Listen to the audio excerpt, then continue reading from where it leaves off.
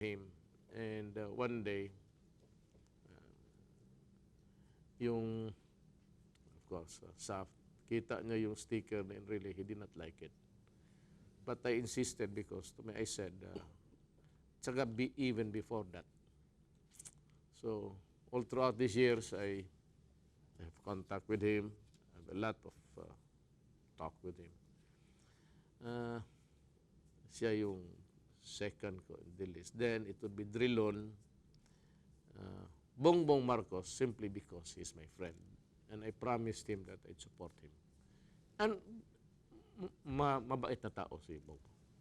Kung makilala mo si Bongbong, mabait na tao. For the life of me, I do not have the list. Maybe later, after sort of a break, I should have one because magagalit yung sabihan ko nito. Of course, Miriam Defensor, Cayetano, naloko na yung iba. Huwag muna kayo magalit kung nakikinig kayo, ma'am. Sir, I'd retrieve your names in my somewhere in the out there sa car.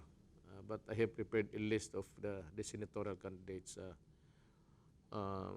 Davao, the Hugpong would support this coming